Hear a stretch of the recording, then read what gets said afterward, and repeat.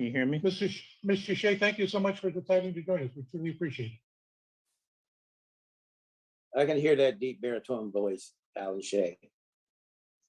Yes, sir. Kevin, we're back to you. I think we have everyone in the house now.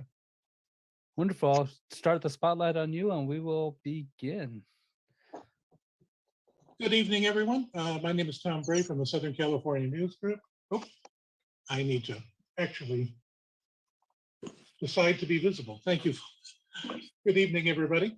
My name is Tom Bray from Southern California News Group and the Pasadena Star-News. I want to take note that I have my purple tie on tonight, neither red nor blue, because we're playing it right down the middle tonight. Right, thank you for joining us for tonight's forum.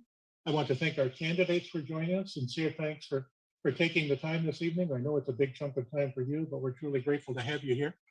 I'd also like to thank Martin Gordon. We're grateful to partner with Martin and the Pasadena Community Coalition on so many different things these days. It's been a terrific partnership, and we're very grateful for their help, expertise, and wisdom. This evening, we'd also like to thank Justin Chapman, journalist and host from PasadenaMedia's NewsRap Local. Thank you so much for coming. And I'd like to thank Brennon Dixson, our City Hall reporter from Pasadena Star-News. Also, thank you so much for taking the time. Thank you to Kevin Sablon and Caroline Wong for managing our event this evening and for all the energy you've invested in this enterprise. And a special thank you to Star-News readers and Pasadena's voters. We're very pleased and grateful to be able to present tonight's dialogue on the issues for you. And with that, here's our moderator for the evening, Mr. Martin Gordon. Thank you, Tom. And thank you for that introduction. Thanks again to the sponsors of this event, the Pasadena Star-News, the Pasadena Community Coalition, and NewsRap Local. Good evening all and welcome to the 2022 Candidates Forum for Pasadena Districts 3, 5, and 7. I'm Martin Gordon, Chair of the Pasadena Community Coalition and your moderator for this evening. I'm sorry, I'm hearing someone in the background there. Mute yourself, please. The elections take place on Tuesday, June the 7th. The general municipal election for council districts will be held only if a candidate does not receive 50% of the votes, more than 50% of the votes in the primary election. Elected council members will sit in council for 4 years, beginning December 12th, 2022. All candidates were extended an invitation to attend this forum. Let's meet the candidates. First, John Kennedy, District 3, Incumbent. Welcome, John.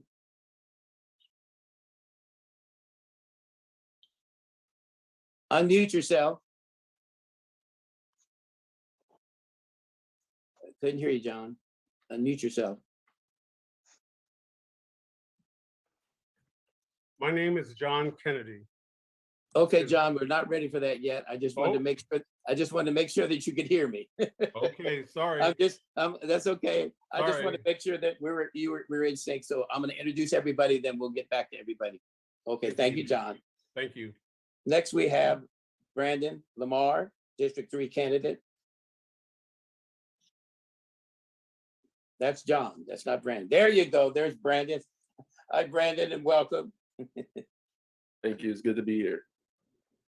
Next, we have Jess Rivas, District 5 incumbent.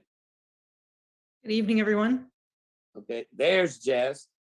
She's an incumbent who is running unopposed, but graciously agreed to be with us to speak to her constituents and answer questions. Thank you, Ms. Rivas. We Thanks really for appreciate inviting. that. And so do your people. Next, we have Jason Lyon, District 7 candidate. Hi, Martin. Hi, Jason. Good to see you. Good to see you.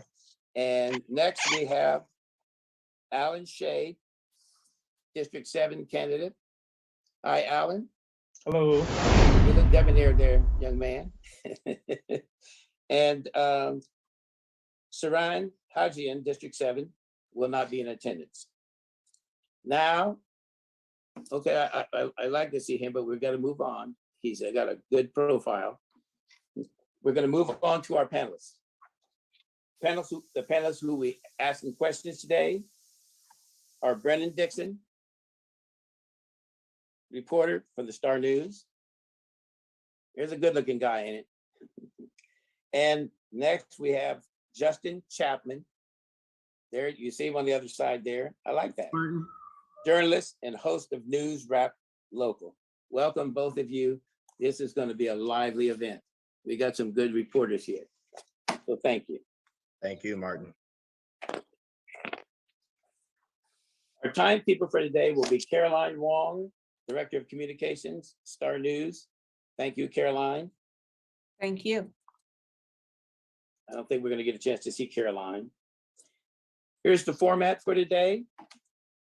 Listen closely, because sometimes I get confused. So Tom or anybody else back there, make sure I'm getting it all right. We will begin with a general question to all the candidates. You will have 1 minute to respond. We will then move to the panel for a series of more specific questions. Each candidate then will have 2 minutes to respond to the question uninterrupted. Then each candidate will have an opportunity for rebuttal, 30 seconds. Candidate will be notified when 10 seconds remain. As moderator, I will advise you when your time is up and we will move on. Candidates will alternate as the first responder to the questions. I'm sorry there, what did I do here?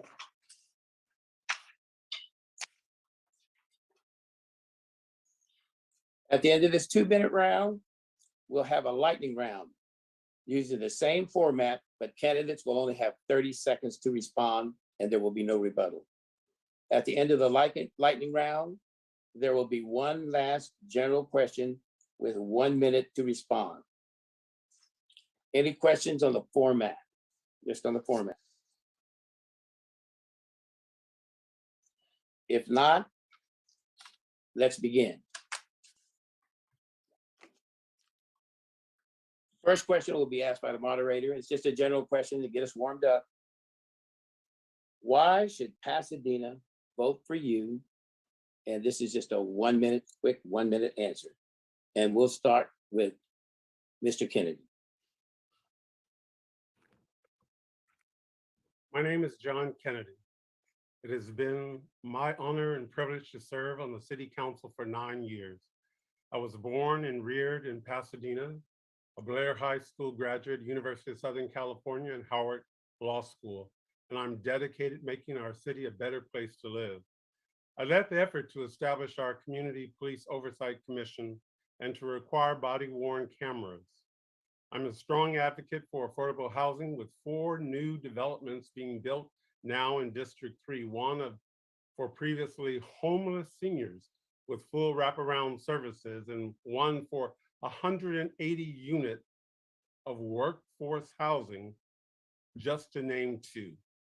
In my next term, I will lead the charge to build 3,000 new units of affordable housing, with 15% of those reserved for extremely low income families. So I ask for your support and I seek re-election to our City Council. Thank you for the opportunity. Thank you, John. Mr. Lamar. Hello, everyone. My name is Brenda Lamar, born and raised in Pasadena, grew up in Pasadena schools, attended city programs, and I also worked for the City of Pasadena Park and Recreation Department. Currently, I serve as the chair of the Human Relations Commission, and I've been on that commission for about 6 years. In the community, I was a part of the team who created the Bill of Rights, Community Bill of Rights in 2020, which designed, created, organized, and advocated for the Community Civilian Oversight Commission. I was the first person running that endorsed and supported rent control. I was the first person that supported also, that organized for police reform, housing, immigration rights, reproductive rights, workers' rights, and children and youth services. Not the first person, but I advocated for it. 10 seconds. I am running because I want safer streets and to stop gun violence. I'm running because I want housing for all to be affordable for everyone And I believe that it's time for all of us to be one Pasadena in the community and have accountability across the board. Thank you. Thank you, Brandon. Ms. Rivas? Hey everyone, I'm Jess Rivas, and I've been honored to represent District 5 over the past 16 months, and I'm running to continue serving because I want to make sure that Pasadena is a place that works for everyone. And since I've been on the council, I've done that by doing a number of things. I've supported affordable housing and new ways to support our unhoused neighbors, for example, through tiny homes. I've stood firmly with renters who are the majority of Pasadenans and also the majority of District 5 residents by supporting rent control and also opposing ending our eviction moratorium prematurely. I've stood against unlimited campaign contributions, and I've worked to protect our environment, just to name a few. And so that's been my record so far, and that's exactly what you can expect from me when I'm elected to a full term. Thank you. Oh, thank you, Jess. I like that. Boy, that's quick and to the point. Mr. Lyon. Thank you. My name is Jason Lyon. I am a candidate in District 7. I'm an attorney by trade and the current vice chair of the Pasadena Planning Commission. And I'm running to create a more livable, walkable, and sustainable Pasadena. I have current real world experience in balancing our need for housing that's affordable at every income level with our desire to maintain and preserve the character of Pasadena. And I am the only candidate in District 7 who has signed Pasadena's pledge to run a fair, honest, and transparent campaign. I am proud to be endorsed by Representative Judy Chu, Supervisor Catherine Barger, State Senator Anthony Portantino, and our current council member, Vice Mayor Andy Wilson, and I would be honored to serve as your council member. Thank you. Thank you, Jason. And Mr. Shea. Hello, my name is Alan Shay. I'm a product of Pasadena from 5 years of age up until now. And I attended USD, graduated from John Muir, graduated from the University of Southern California, also graduated from law school, hold a broker's license, have owned my own business since graduating from college. Immediately after graduating, a colleague of mine from high school, he and I joined forces to create a firm that he and I both still are contributing to this community, both with employment, with beliefs of what the community can offer, and a true understanding of lived experience as to how to bring fairness, balance, housing, and opportunities to this community. One of the things that I enjoy is being a political scientist, to make sure that we have the balance that we need in our governance so the voice of the people are heard. Thank you. Thank you, Alan. Well, that does it for our first opening question, and this kind of warms us up for things to come. Now we will go to our 2-minute questions. A reminder, you'll have 2 minutes to respond. You will have 1 minute for rebuttals. And the next question will be asked by Justin Chapman. Hey everyone, good evening. Okay, the question is, what kind of city manager do you think Pasadena needs and should have? Is the process working? Does the relationship between the city council, staff, and city manager need to evolve, and how? Mr. Lamar, you're up first with your 2-minute answer. Remember to unmute.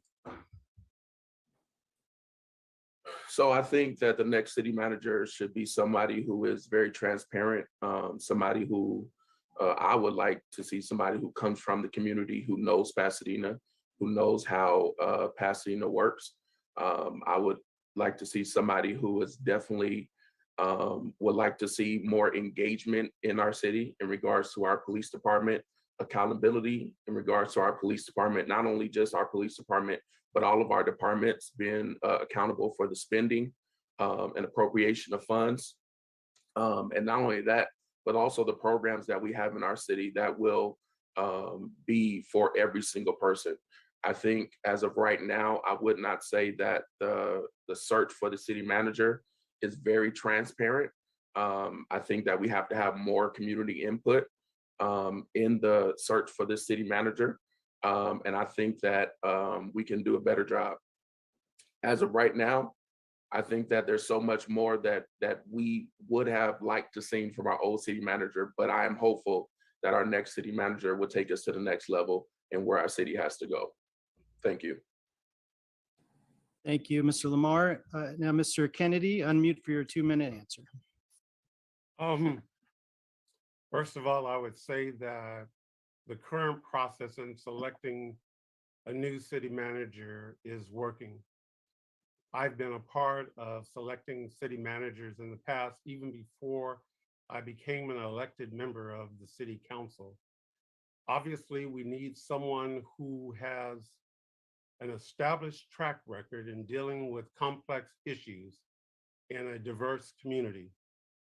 And as we have all witnessed over the past 3 years, particularly, but even before that, we need a city manager who is not afraid to step in to very difficult situations and provide leadership in finding solutions, whether it be with the police department, parks and recreation, our finance department, etc., including water and power and public works.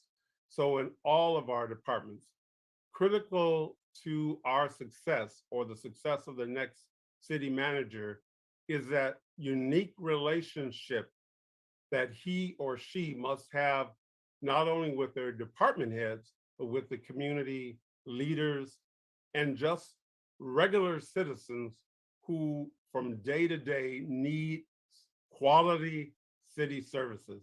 So I'm optimistic that we will receive someone, that we will convince someone to be a part of this city who really loves people more than loves government and understands the heart of people.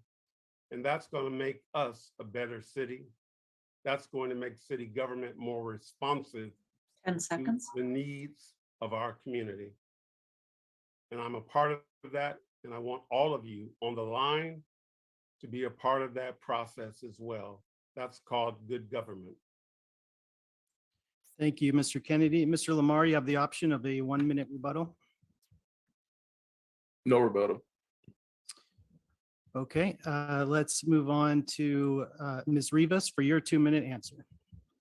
Well, thank you so much. This is a really important question, and it's one that I've been thinking a lot about lately because we are in the middle of that process.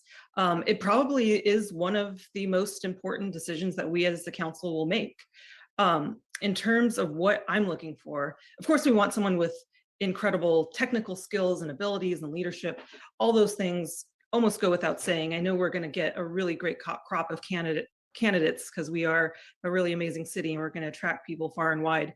So I'm not too concerned about getting someone with those technical skills. What I really am looking for beyond that is someone who's going to be a partner with the council to enact bold and ambitious policy to address these major issues that we're facing. The day-to-day governance and inertia of government, it can kind of just roll along without, much, as things are, or I'm sorry, it can just kind of roll along without much change or input, or just the inertia will carry us in the same direction we are going if we don't push things the way they need to go. And so I'm looking for someone who can be a partner with the council and shares our vision to really do those bold things and not just kind of be a caretaker for the day-to-day city governance. In terms of changes or different things I'd like to see in a next city manager. So I've had the honor and privilege of working with both Steve Ramel and now Cynthia Kurtz as an interim. And I think something that I've really come to appreciate through 2 budget cycles is that the council is brought into that discussion rather late. It's, these discussions or process starts very early in the fall, essentially, I believe, with the departments, and they're working for months at a time on their budgets. And I would love to work with a city manager who can bring the council in earlier to have those bigger holistic conversations about our budget, and is willing to engage with us on that in that regard. So it's not just, okay, it's May, time to vote up and down on the budget, but we're able to have those bigger conversations together and have more of a 10 seconds. A philosophical discussion early on. Thank you. Thank you, Ms. Rivas. Okay, Mr. Lyon, unmute for your 2-minute answer. Thank you. This is an important question. I think it goes without saying that we need someone who is a strong fiscal manager, has managed a large municipal budget before, is a personnel manager with experience and skill. But the qualities, I think, that would set apart the right candidate for me are someone who is visionary and creative and forward-thinking and empathetic. On the visionary front, you know, we need someone who is able to look beyond this budget year and this week in the city to help the council envision what this city is going to look like in 5 years and 10 years. We have some serious challenges facing the city, particularly economic challenges, environmental challenges that require action and thought now. And we need someone who is able to engage in a robust dialogue with the public and with the council about how to address those needs before they become dire. We also, I think it's critical that the city manager really runs the city. I don't know that people really understand that. I think sometimes people think that it's the day-to-day management is the mayor and the council, but really the city manager is the chief administrative officer of the city. And we need someone who understands the human impact of the decisions the city makes and is able to engage on a human level and to understand the emotion of the community around some of the big issues that our city faces. And in terms of the relationship between the council and the city manager, I think it's important. Our council has traditionally ceded some of its authority under the city charter. All authority rests with the city council, and the city council should exercise that vigorously as needed. Thanks. Thank you, Mr. Lyon. Mr. Shea, unmute for your 2-minute answer. Can you hear me? Yes. Well, first of all, I'd like to thank you for the question, because I think this question is pivotal for Pasadena moving forward. I say this because in the last 40 years, I've been in business 40 years, since '81. I've been involved with every city manager in one form or another. And I really think the key moving forward is having a city manager who truly can understand the voice of the community. And the reason why I put it in this content is because the administration aspects of our city is going to function with or without whomever we get. Okay, and we've already demonstrated that. We've been able to make a smooth transition from one city manager to another. You have a great team of supporting cast. All these things are there to make sure that our city function well. The type of manager is like a quarterback on a football team. He has to be responsive and know each player so that he can get the best out of those players and get the best results to win. And when the team wins, everyone wins. That's what the city of Pasadena wants out of a city manager, for everyone to win. And in order to do that, that individual must understand the difference between how to apply democracy versus how to really govern the city through the governance elements that he or she may have available to her.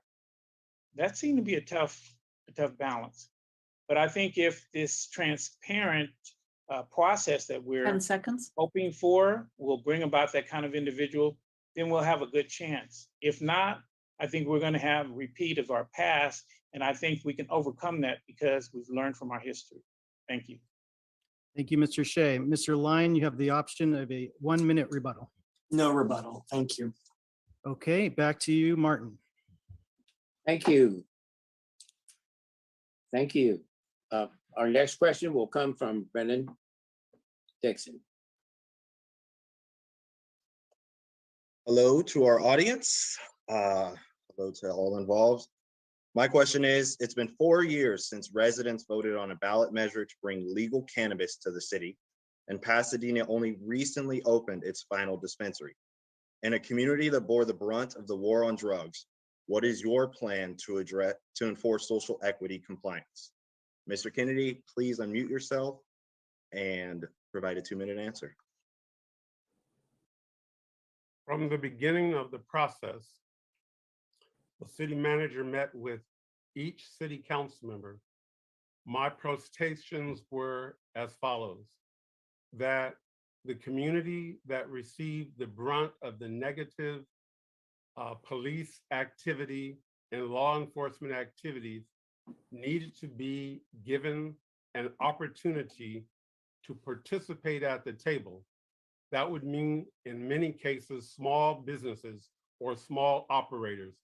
The city manager at that time, Steve Vermel, did not believe that was a logical way to move forward, and everything that followed beyond that supported larger cannabis operators. So from the beginning, I let my disconcertion or disgust be known not only to the city manager, but to my colleagues on the city council. I'm 110% in support of social equity then, and I'm supportive of it now. Because of a recent decision by the council, there are 3 opportunities for cannabis operators in District 3. Why not have one of those, at least one of those, to be from someone who was either formerly incarcerated, who looks like me, or who is Latino or African American? I will not be satisfied unless that happens. There are other colleagues on the city council who agree with me, and I'm hopeful that through the efforts of Councilmember Ciaran Hadjian, along with the full city council, that we will get that 10 social seconds. equity that is required to make our cannabis program in the city of Pasadena fair and just, and take into account That's past time. injustices to African Americans and Latinos.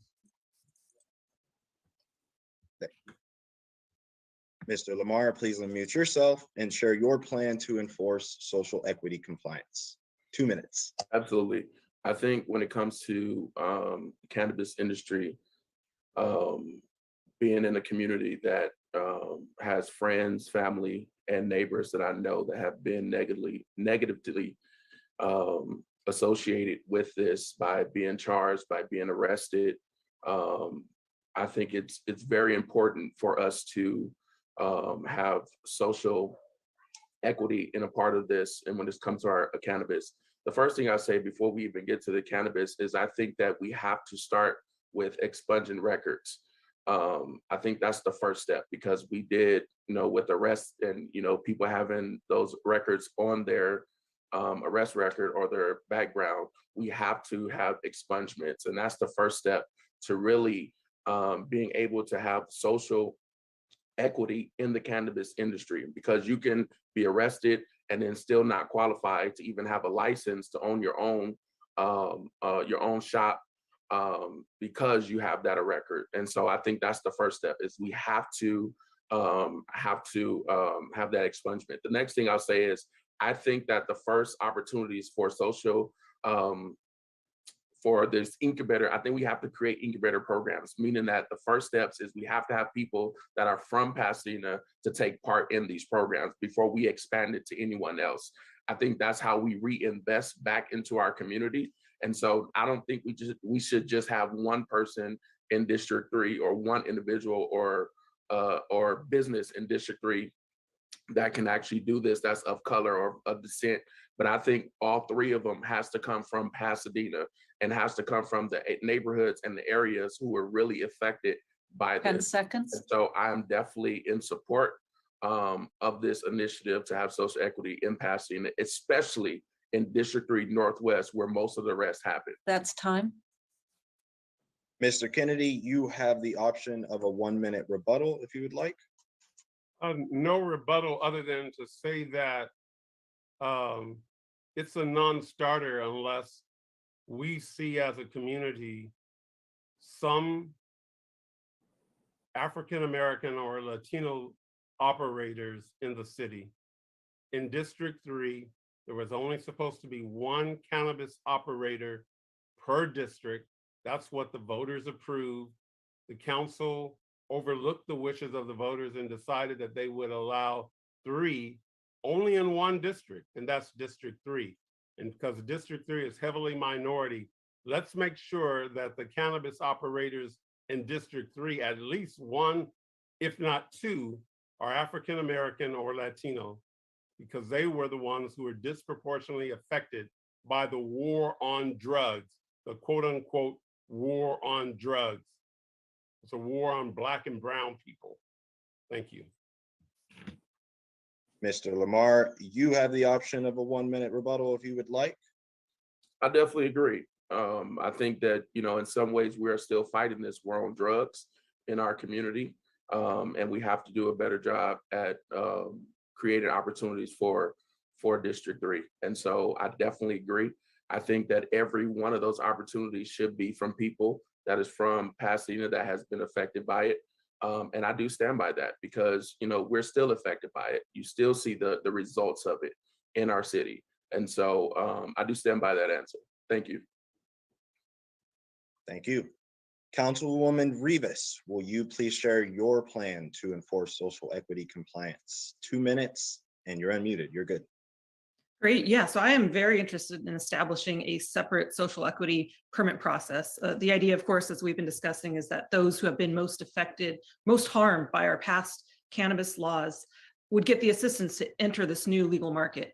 However, I understand, I think I saw an article a while back, and I've been hearing things across the state about different equity programs that haven't been very effective at reaching that goal, that kind of the well-moneyed groups, the groups that have the funding are the ones who are still able to take advantage of the programs that have been established. So I'm hoping that we can learn a lot from what other cities and jurisdictions have tried to make sure that our social equity program is one that works and actually achieves that goal.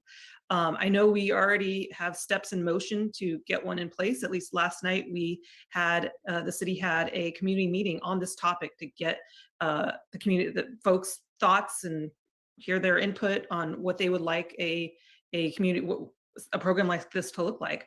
I haven't watched the video yet because I was speaking to residents in my district in person last night, but I'm sure we'll see the video, and I'm sure we got a lot of great feedback. So I'm looking forward to continuing that process. We're just getting started. It's going to be a long one, but we need to make sure we do it as efficiently as possible and in a way that actually helps the people that we want to help.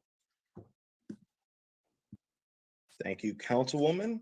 Mr. Shea, will you please unmute yourself and tell us your plan to enforce social equity compliance in Pasadena? Well, thank you. And I really enjoy that question.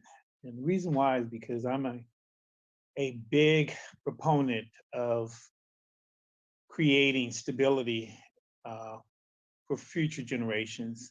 And I believe that in order to create an equitable position with the cannabis business, at this juncture, we would need to create a real strong base.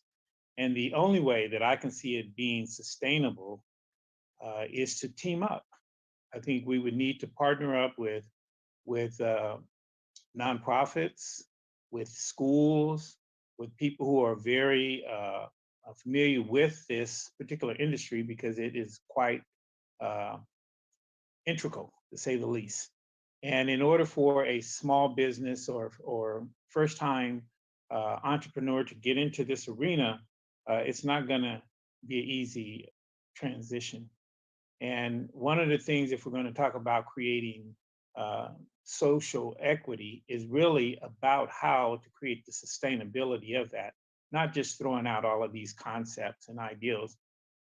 I know from my own personal experience, my family's 50 years as the oldest Black business in Altadena, we've done it in that manner. We've learned how to bring community in with partnerships and make our business survive through recessions and through COVID.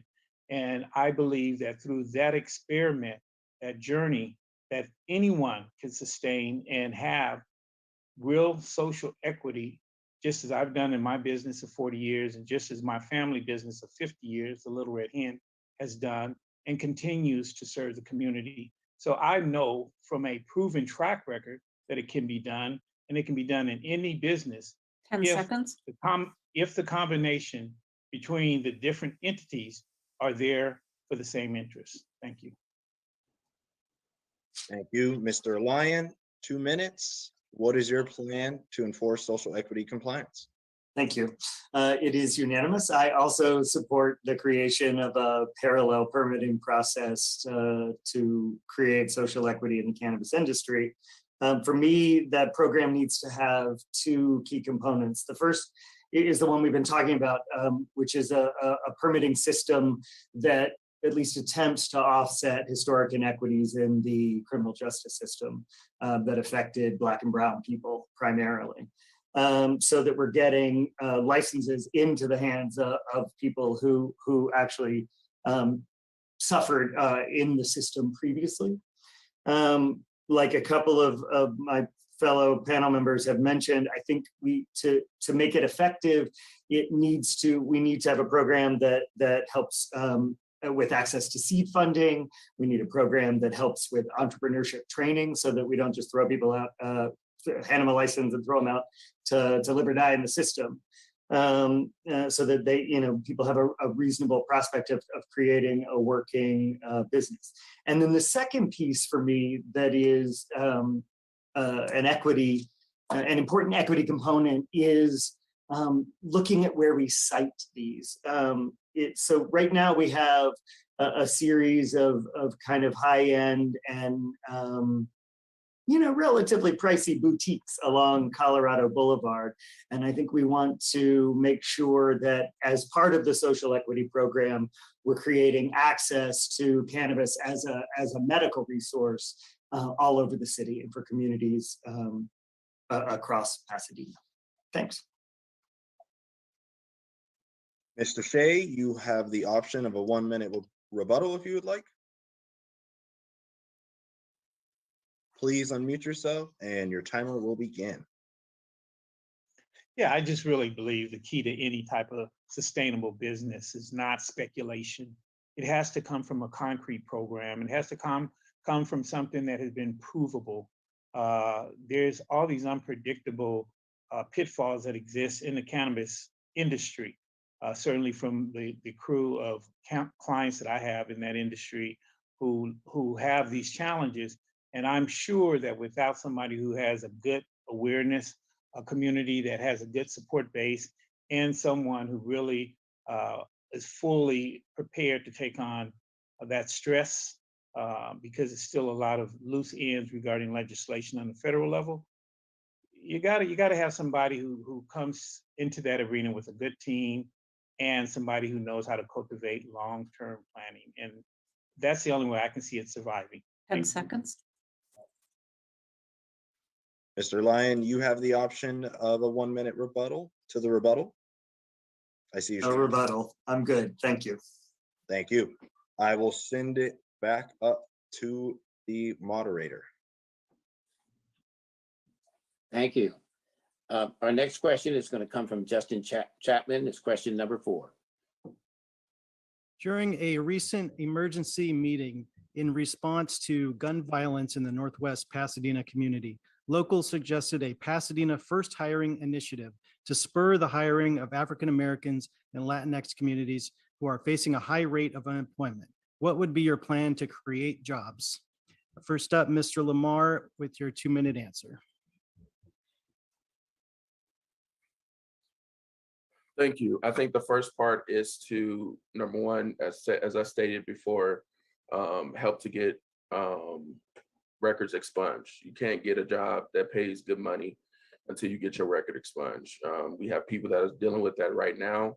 And I believe in second chances. I believe in 100 chances if you turn your life around. And so I think that's the first step. The second step is, I think, staying with the cannabis. I think we should take that 4% tax that the cannabis is giving the people who have cannabis businesses and giving in Pasadena and create job opportunities with that, to help to actually train on how to get a job, how to sustain a job. But not only that, but what businesses to start, because everybody doesn't want to be employed by someone. Some people might want to start businesses. And so how do we encourage and educate our community on how to do that. The next thing that I'll do is expand the MASH program to create more opportunities in Pasadena for more Black and Brown community members to actually be a part of the public works department and to get that experience and to take that experience to the next level. And then not only that, but expand the Rose program so that it can continue to be year round like it was in the time of COVID that we've had. To expand those programs to opportunities for our young people throughout the city to help engage them and keep them engaged throughout the city as well. And then the last thing I'll say is to really engage and support our local nonprofits. So nonprofits like Flint Ridge, who has a program, apprenticeship program that actually teach working skills for individuals in the community. And so I 10 believe that we seconds. have areas to do it. I think that we just have to expand those areas and making sure that it's viable to everyone. Thank you, Mr. Lamar. Councilmember Kennedy, unmute for your 2-minute answer. Repeat the question. What is your plan to create jobs, particularly in the Northwest community? It is a difficult prospect to think that the city government is going to create jobs. Jobs are created by the private sector, but let me say that I have been endorsed by the Los Angeles Orange County Building Trade Association. And in that endorsement, along with the National Association for the Advancement of Colored People, we are going to create programs for the formerly incarcerated, those who have some kind of impediment related to employment, to actually go through an apprentice program and to be a part of a union and receive union wages. That could be $40 to $60 an hour. So that's a program that will come about under my leadership with the two organizations that brought me into the discussion and certainly has endorsed at least one of the entities. The Los Angeles and Orange County Building Trade has endorsed my candidacy. Additionally, long-standing, I worked for the Flint Ridge Foundation. I worked for J.L. Mosley. I incorporated the business. I served on the different giving charitable organizations for the Mosley family. So I'm intimately involved in their programs and have spoken numerous times at the graduation and their training programs for those young men and women who were formerly incarcerated and having a difficult time finding employment. But we got them through union programs 10 seconds. that allowed them an opportunity to become really middle-class citizens and homeowners. I will continue that effort and expand that effort. Thank you. Thank you, Councilmember. Mr. Lamar, you have the option of a 1-minute rebuttal. Yeah, just one thing. I think one of the things that really gets me in Pasadena is that we create programs rather than expanding programs that are already in existence. And I have no problem with creating programs that are working, but I think that we also have programs that are already in existence that work very well. And if we expand those programs, as I stated before, you don't have to create an apprenticeship program at Flint Ridge. We have it already. It's already in District 3. What we need to do is expand that program and making sure that that program actually have access to more unions, more labor union, so that we can expand the services in our district, and not only in our district, but in our community. I think it's very important for us to stop trying to recreate the wheel and actually get on the wheel that has already been created and keep 10 that wheel seconds. going. Thank you. Thank you, Mr. Lamar. Let's go to Councilmember Rivas for your 2-minute answer. Excuse me, I think Sorry, according to apologies. the rules, Yeah. that I have an opportunity to have a 1-minute rebuttal or make a comment. You do, Councilmember. Go ahead. Thank you very much for the opportunity. I would say that several of the young people who are on this call today had an opportunity to participate in the federally funded CETA program, which has now evolved into our Summer Rose program. So in some respect, I misspoke. We took hundreds of young people, primarily from Northwest Pasadena, hired them in the city of Pasadena through a summer program that did not guarantee them a job per se, but gave them skills and exposure to jobs that the private sector or even the public sector could call upon those individuals and provide them with an opportunity. So the city 10 does seconds. have a role. Sometimes that role is limited, and MASH is another opportunity that I've greatly supported. That's as a time. council member. Thank you for the opportunity. Thank you, council member. Apologies for the oversight. Now let's go to council member Rivas for your 2-minute answer. Thank you. And this is such an important question because it's not just about a job, it's about a good job. We're seeing so many people are working multiple low-paying jobs. We're seeing, the gig economy. People are just trying to scrape by doing whatever they can. But what we all need is a good, decent paying job with benefits and where you're treated with dignity and respect.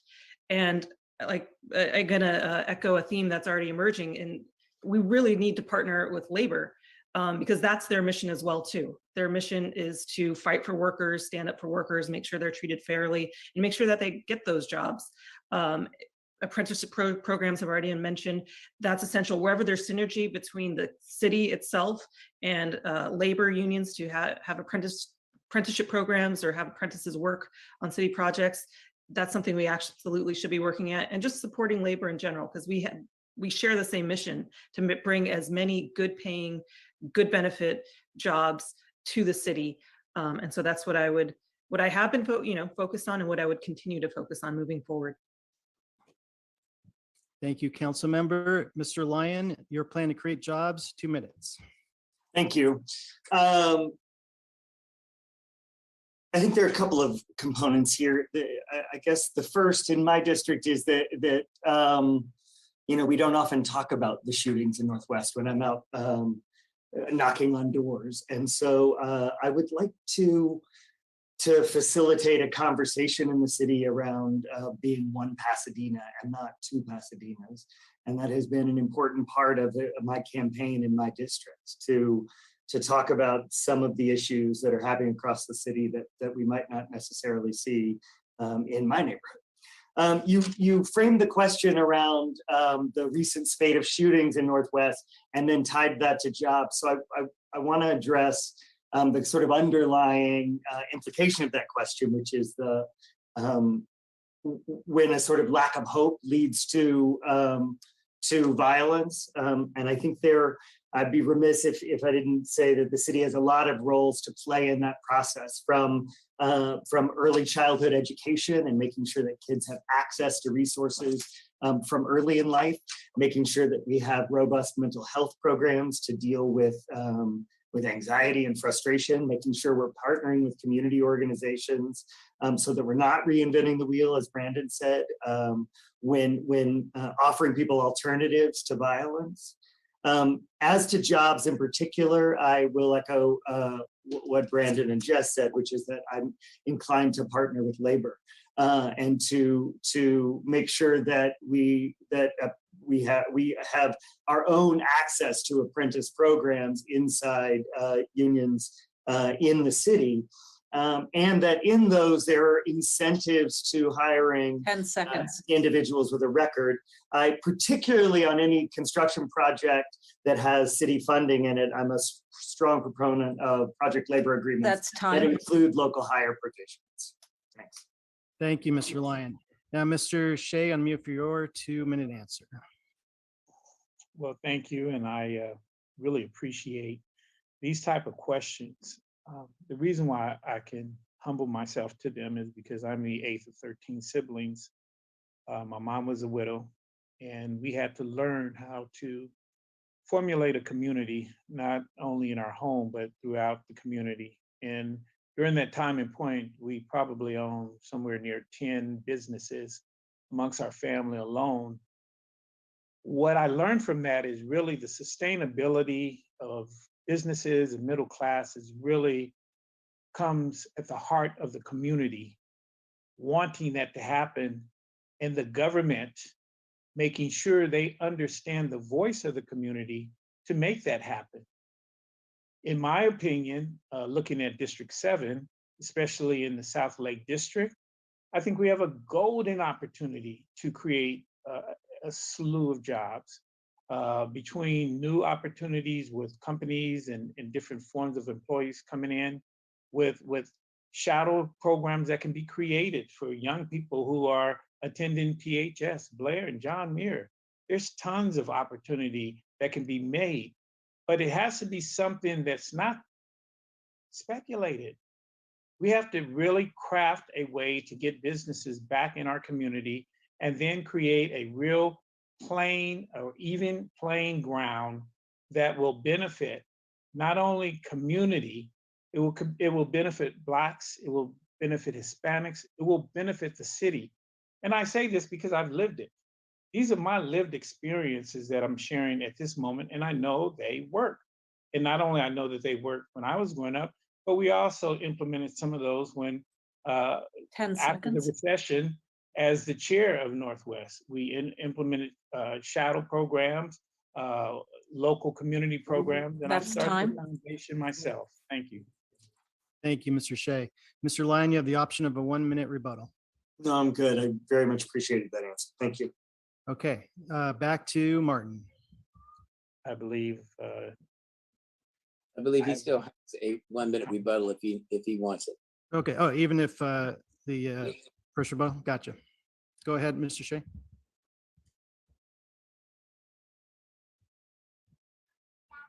This is back to Mr. Shea. You're muted. This is back. Thank you. okay. I was saying earlier that the beauty of community is bringing something consistent and solid to our community. It's very difficult hearing all the speculation that goes on, especially as we've experienced recessions, COVID, and other financial challenges we've had.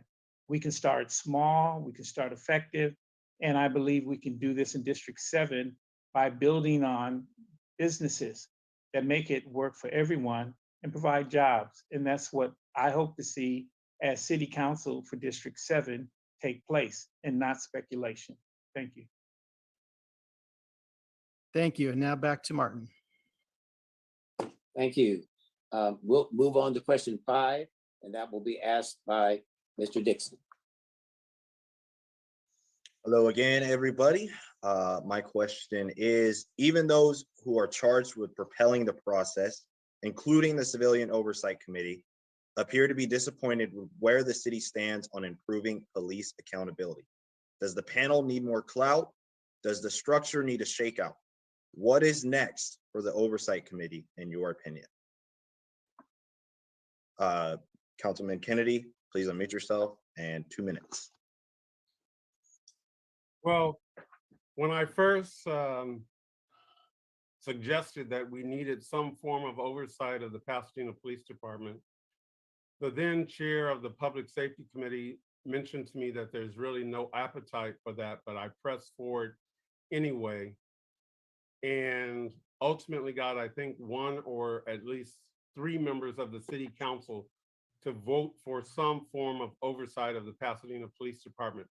There are extraordinary constraints on the Pasadena City Council that come from the Police Officer Bill of Rights. We have to abide by that. And we also have to abide by the charter of the city of Pasadena. Those are constraints, guardrails that unless the voters get directly involved, it'll be difficult to overcome. But nevertheless, I didn't give up. I kept moving forward, pressing for oversight of the Pasadena Police Department. And what really precipitated the success more than any one thing that happened in the world was the horrific death of George Floyd. And it got all of my city council members on the same page to actually vote for civilian oversight of the Pasadena Police Department. Yes, I agree that it needs more teeth, if you will, but this was never an end all. This was a start of a process where I initially got no support at all and then got a form of oversight. And we are now getting ready to select the independent auditor. And I think the independent auditor will offer leadership for the body and for the city council as 10 well. seconds. And we also still have the Public Safety Committee, which is chaired by the mayor of the city of Pasadena. So there's still work to be done. I agree. Thank you. Mr. Lamar, will you please unmute and will you share if you believe the commission needs more clout? Does the structure need a shakeout? What is next in your opinion? 2 minutes. Thank you. I definitely think that the commission needs more clout. But let me start by saying this. The only reason why we have a civilian oversight committee is because of the community. The community made it known that we wanted one, even after the shooting of George Floyd and even after the killing of Anthony McClain, or the knee on the back of George Floyd and the killing of Anthony McClain. We have made it clear that we wanted it. The Civilian Oversight Commission is now in place because of the community, because of the voices of the community. And I think we have to go back to the basics of empowering the voices of the community. It was the community that said it. It was the community that brought it out. It was the community that was marching day in and day out, 600, 700 people to City Hall saying what we wanted and what we needed. It was the community that came out every single Monday to talk to City Hall, to our council, to our city council about the needs of the community and the wants of the community. And one of those wants was the Civilian Oversight Commission. And so I want to make it very clear that it is because of the community that it is now in place, because of the power of our voices and because of the power of unity. The next thing I think that we have to do is that we can't just leave it up to the commission. I think the commission has to be in partnership and is vice versa with our city council. That our commission can not only be the only people that has teeth, but our city council has to raise up their voices like Councilmember Tyrone Hampton does every single week for accountability with our officers. We have yet to see any accountability with our officers in Pasadena. And so we have to have people in these seats in city council who are going to speak up every single week until we see the accountability that the community really wants to see. And let me say this, lives are definitely at stake. So we have to do something. We have to do something, and we have to do something now. Thank you. Councilman John Kennedy, you have the option at a rebuttal if you would like. Please unmute yourself and the timer will begin. Thank you very much. For 6 years, I labored, not alone, to find a pathway forward for community oversight of the Pasadena Police Department. This was before the death of George Floyd. It has always been for good legislation that involves the community, that the community is involved right from the beginning. No doubt about it. But it took the leadership of one council member to convince the other council members and the mayor that it was the right thing to do. My appointee to the Oversight Commission is Don Matthews, someone who lost a son to police violence and was in fact a training officer 10 for seconds. the Los Angeles Sheriff's Department. Critically important for the leadership of that body. And yes, we are going to listen to that body and they will affect public policy in the city of Pasadena. So thank you. Mr. Lamar, if you would like to say something, please unmute yourself and you will have a minute. Only thing that I'll say is I believe that in Pasadena and communities around, we have to understand that one person cannot do it all. It has to be a community effort. And we've seen that not only with the Civilian Oversight Commission, but we also seen it with rent control, being that rent control just received over 20,000 signatures and 15,000 of those signatures were actually accounted for. And now we're celebrating that rent control is going to be on the ballot. So it's the community that pushes our efforts forward. And I think that's important for all of us to remember and understand. Thank you. Councilwoman Rivas, I can repeat the question if you would like, but will you share your opinion on what is next for the Oversight Commission? I'm good. I think number one, first off, the commission should have the full extent of power allowed under the law. As was raised before, there's a lot of limitations, unfortunately, but whatever they can have, they should have. And if there are areas where they think they should have more, then requires a change in law, we should advocate for those changes to be made at the state level. It's still early. The commission got off to a slow start, unfortunately. You know, that takes some time to ramp up with the IPA that was initially appointed. And then unfortunately that IPA left to take a different job. And so we just, I believe it's just on this Monday or the previous Monday, approved a new IPA. So hopefully they will be able to get up and running with the commission. Sorry. They'll be able to get up and running with the commission. I do want to mention with the IPA though, the first, I was proud to be the only council member when the first IPA came up for approval in last year, that I was the only council member to oppose their being appointed because they served as a defense attorney for law enforcement for about a decade. And so I was proud to point that out and acknowledge that that is not the ideal person to serve as an IPA. And the new IPA that was selected and we approved has a much better track record, I think, and we'll have the we'll get the earn the trust of the community much more easily for that reason. And then the last thing I just want to point out is that a new issue has come up that the commission just took up and will come back to the council, and that's the police use of military equipment. And by law, by state law, that is basically teed up for the commission to really sink its teeth into and provide its input, and for the council to then adopt policy based on the community's input in general. So I look forward to doing that when that comes back up to the council in a few weeks. Thank you. Thank you for your input. Mr. Shea, please unmute yourself and you will have 2 minutes to share your opinion on what's next for the Oversight Commission. Well, I'd like to, again, thank you for this question, because if anyone has been following me, they know I do a daily advocacy about police accountability. And the reason for that is because my lived history here in Pasadena has been quite extensive, and certainly as the chair of the Northwest and commissioner over the last 4 terms has shown me that it's imperative to have the ability to hold police accountable when police are required to have such action asserted against them. I love our police department. I think we have a great police department as a structure, but I believe we have some systemic challenges within the department that needs to be addressed.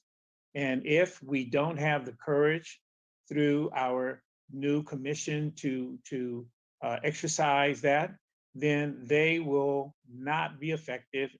And I say this because this commission is not the first time we've tried to have an oversight panel or body to try and hold police accountable. That's a very difficult job to do because of the power and the union that the police has. What I would encourage is the voters make sure that they have someone who understands this.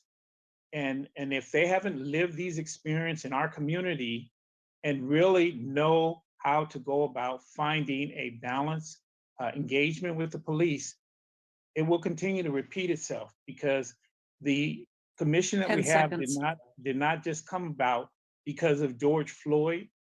It really came about because of Anthony McClain. That's when they voted it, right after his death.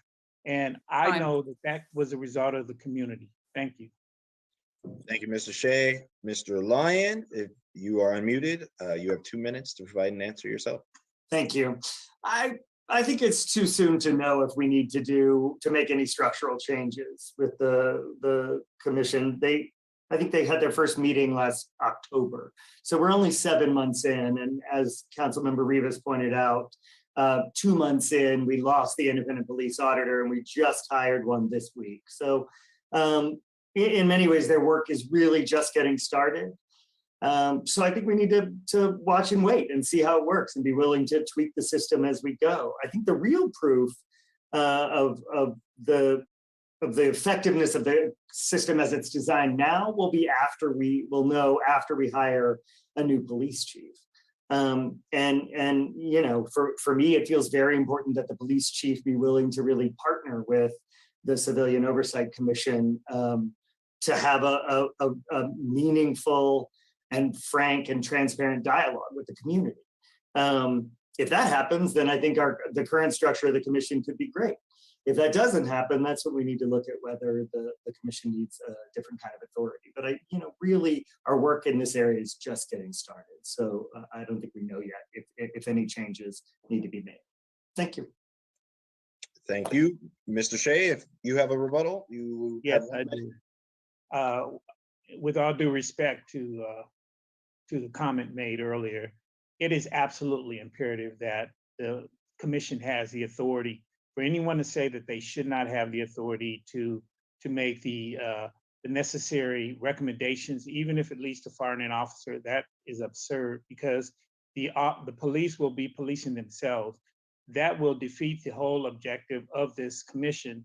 And if he doesn't understand it or people don't understand it, this commission is not going to last. As I said, we've been down this road before. And I think that the commission is a great group of individuals, very outstanding. I'm totally impressed. I've reached out to almost all of them to commend them, because it's a great collection of thinkers. Let them think and let them use their experiences to bring about the voice of the people and the 10 actions seconds. that they've been given by the charter of this commission. Thank you. Mr. Lyon, if you have a rebuttal, you will have 1 minute as well. Well, I believe Mr. Shea might have misheard my answer, but I certainly didn't say anything about taking authority away from the commission. The commission now has the authority to look into anything it deems appropriate. Really, the only authority it doesn't have now is subpoena power, and it remains to be seen if we need to offer that authority. But I think we have crafted a commission that has sufficient authority to do the work it needs to do if the city is cooperating. So when we have a new city manager and a new chief of police, that'll be when we really see how the city's interacting with the commission. Thanks. Thank you. We will send it back over to Gordon. Okay. That's me, Martin. Thank you. Next question will come from Justin Chapman. This is question number 6. Thank you. Violent crimes have stunned the community in the past year and beyond. What steps need to be taken to assure that the city is safe? Let's start with Mr. Lamar. Please unmute yourself for your 2-minute answer.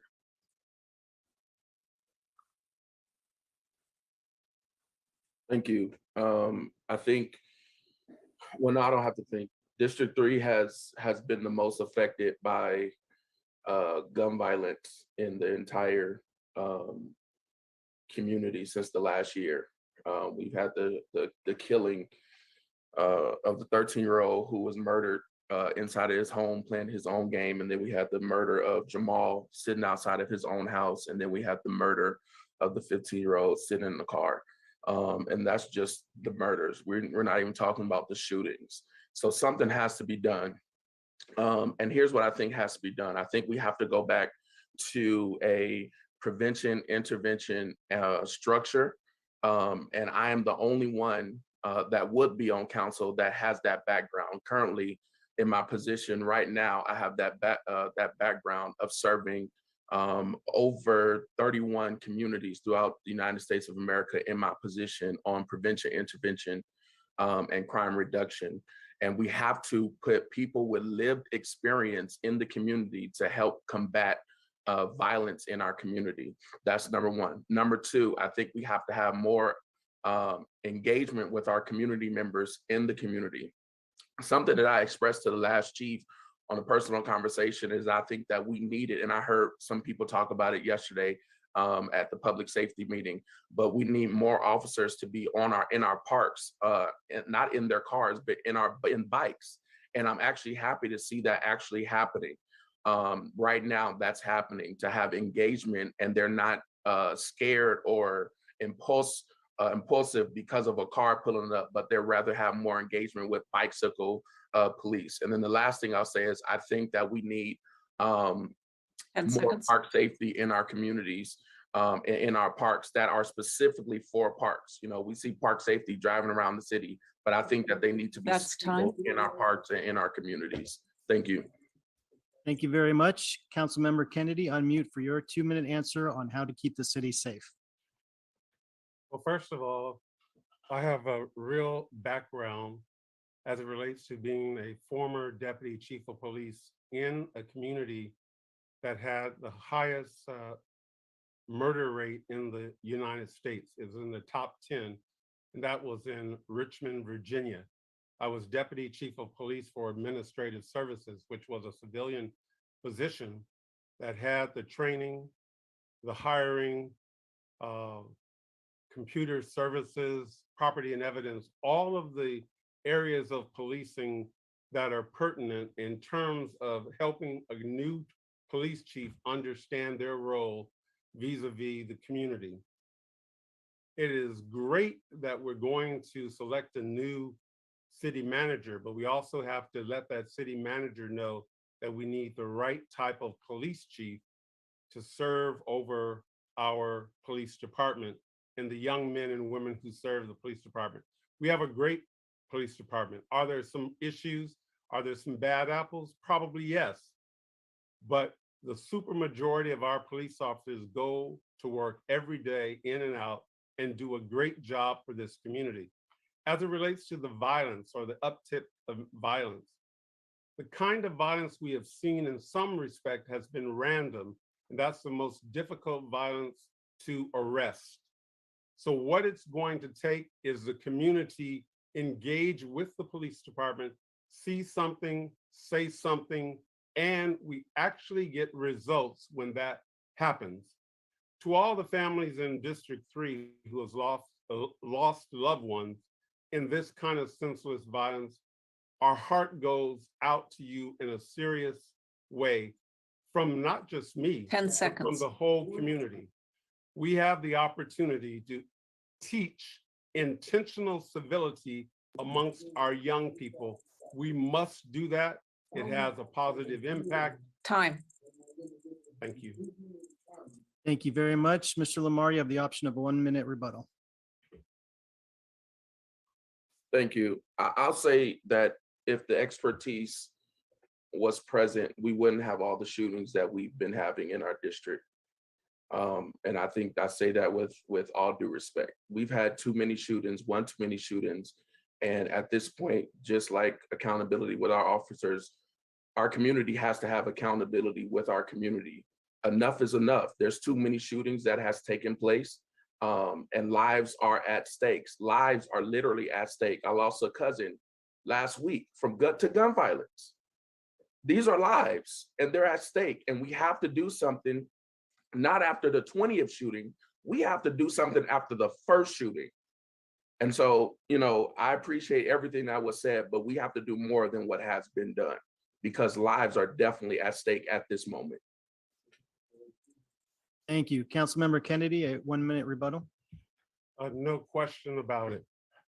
Something more must be done, but you have to recognize that we're dealing with ghost guns, the plethora of guns that are on the streets. We also need to recognize that the city of Pasadena had the forethought to hire Mark Sutton, Ricky Pickens, and DeAndre Scott, men who have real life experiences that can serve as interventionists to interrupt the violence, to talk to the young men and women who are engaged in this violence and show them that there's another pathway forward. Yes, we have park safety officers now because the city council approved them yesterday, Monday.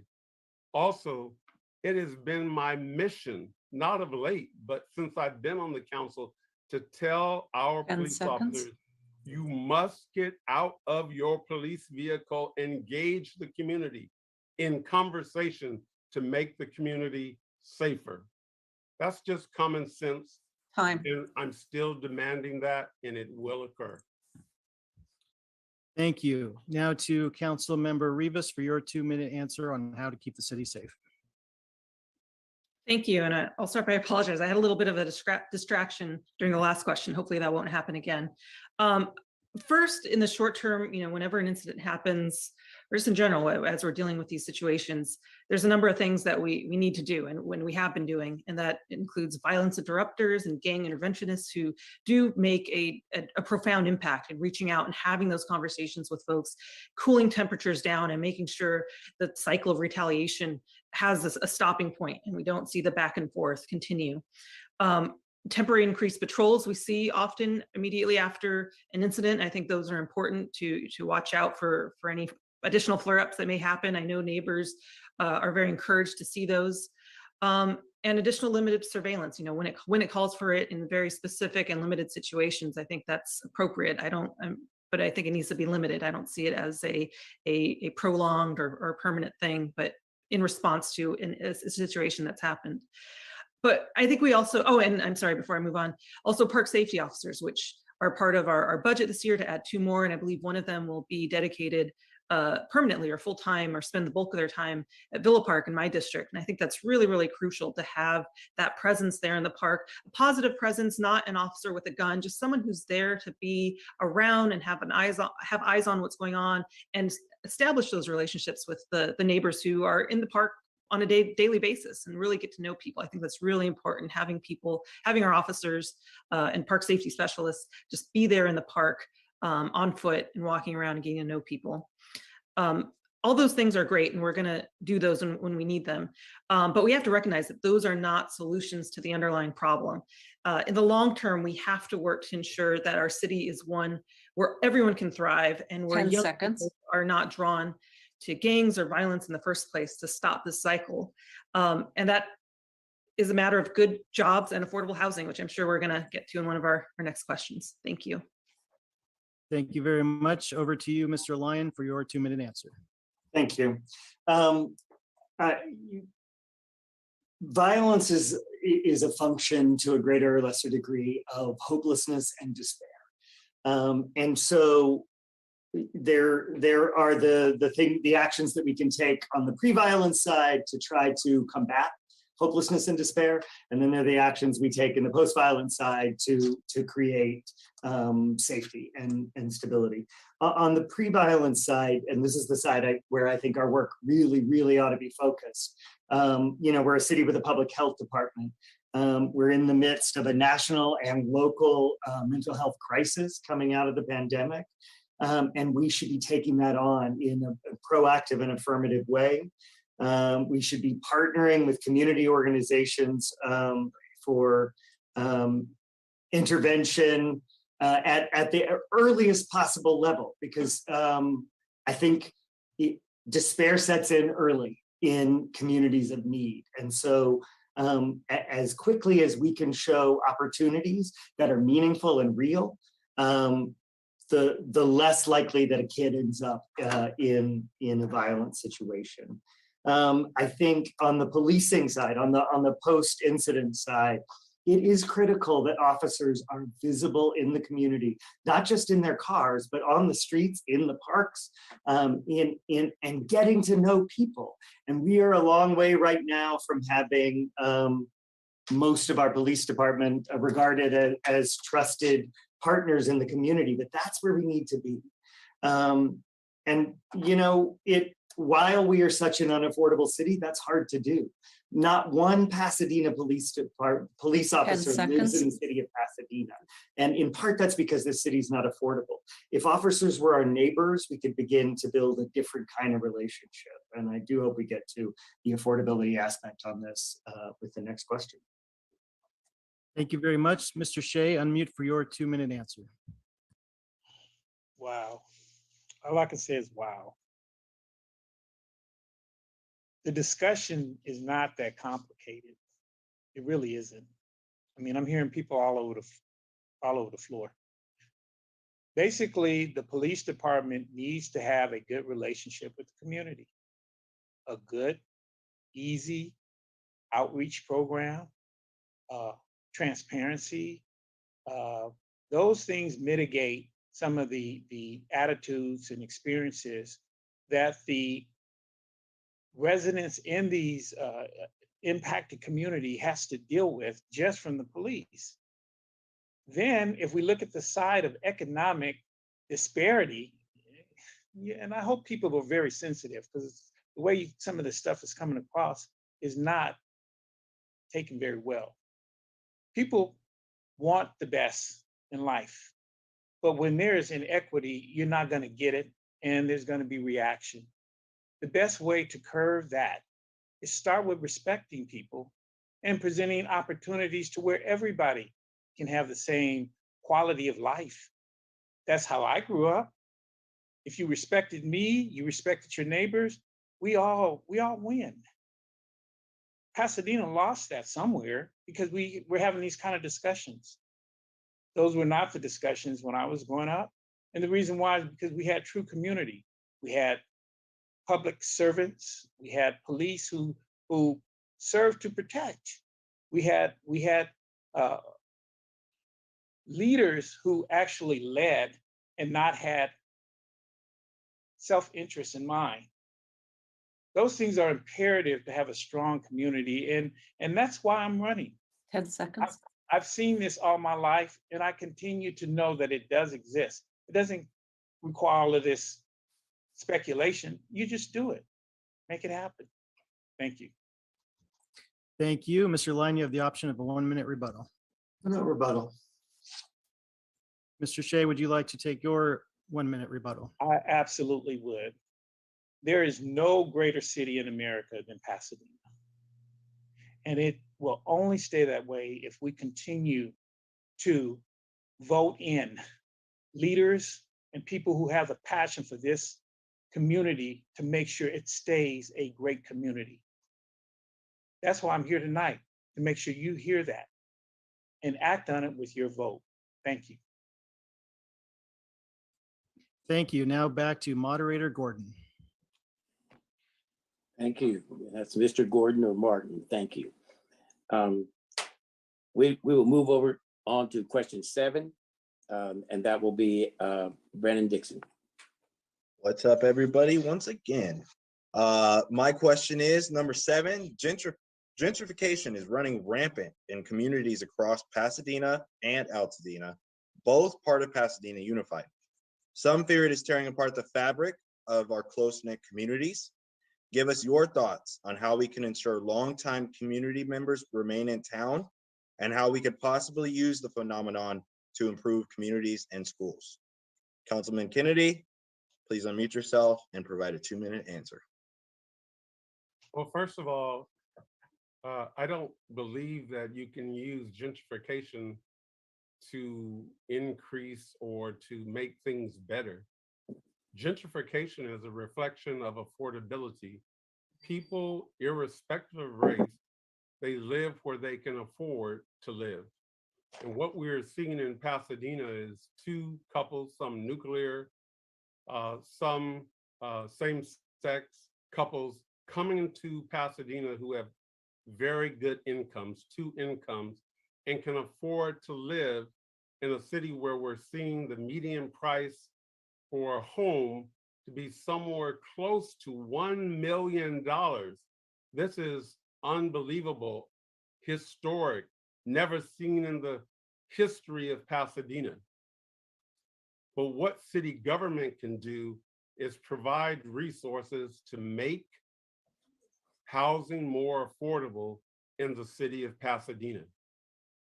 Specifically, we had a program called Neighborhood Housing Services that provided silent seconds for people to buy homes, particularly first home buyers. Also, there's a program called NACA that will provide the down payment for those individuals who will go through a ownership program and finish and receive a certificate.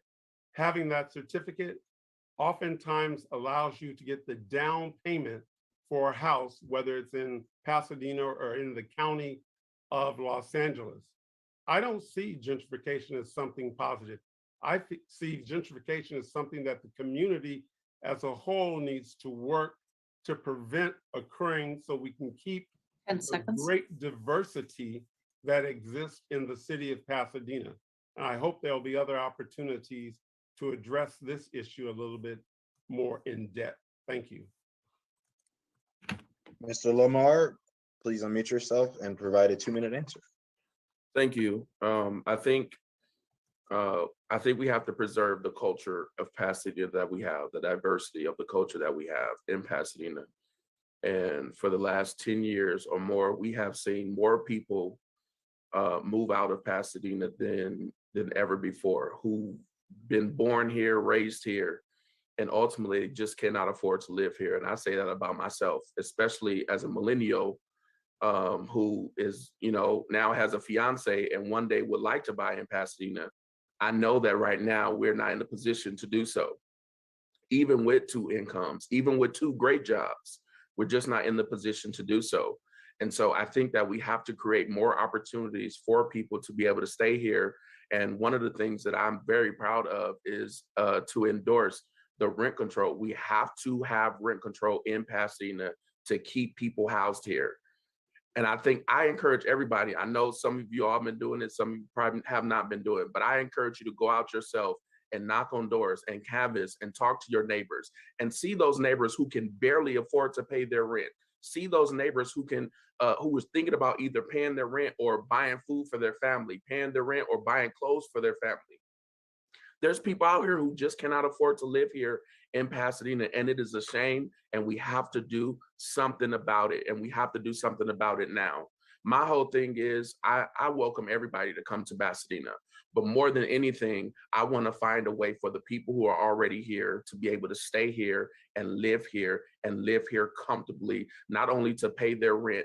And the thing that we have to think about is people are not only paying rent and mortgages, but we also have car notes. We also have insurance. We also have to buy groceries. We have all these things that we 10 have seconds. to pay, and rent is just too high currently, and we have to do something about it. Thank you. Thank you, Mr. Lamar. Mr. Kennedy, you have a 1-minute rebuttal. Well, when I was a kid, there were 24,000 African Americans living in the city of Pasadena. Now there are less than 10,000. And in large measure, it always has been a question of affordability related to that. As it relates to rent control is a well-intentioned bad idea. The explosive increases in rent is worrisome for all of us and a destructive, life-altering event for those priced out of the market.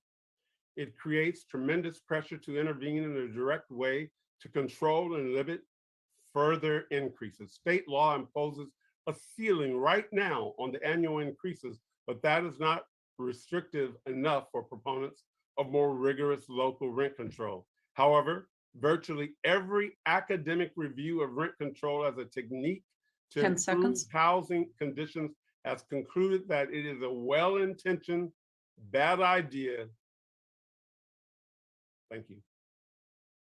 Mr. Lamar, you have a 1-minute rebuttal if you would like. Thank you. I think for me, rent control is an amazing idea because there has not been any other solution that came to the table to help renters. And I think that's what it is. Until we have another solution to help renters to stop making rent go up so much more, over 8%, 9%, then this is the only solution that we have on the table. And, I understand that more affordable housing is being built, but also these affordable housing, some of these are under 500 square feet and the family can't fit in those. So we have to have affordable housing for everyone, not just for one group, but for everyone. And I think that's so important. The next thing I'll say is, and there's been this combat between landlords and renters. And I think what we really have to do in the city of Pasadena, what I would like to see is for us to create a 10 program seconds. for mom and pop landlords to help them to be able to to help them to sustain their units while also keeping it affordable by making a promise to keep it affordable for Pasadena. And there's more conversation that can definitely happen within that. Thank you. Thank you too. Councilwoman Rivas, will you give us on your thoughts on how we can ensure longtime community members remain in town and how we can improve communities and schools for them? Yeah, keeping Pasadenans housed is absolutely one of my top priorities. And I mean that in two ways. Of course, we don't want people to fall into homelessness, which is a big topic, and I'm sure we'll get into it, but also keeping them here in Pasadena. Young adults who grew up here, working families, and seniors are being pushed out of Pasadena by our insane housing prices and rents. This is unacceptable. So I am proud of what the city has done recently over the past year to convert existing market rate housing to workforce or middle income housing. And we should continue to be open to new and innovative approaches like this. So through that process, we were able to convert over 1,000 units of really nice market rate housing. And those rents were instantly brought down to levels that middle income renters can continue to afford moving into the future.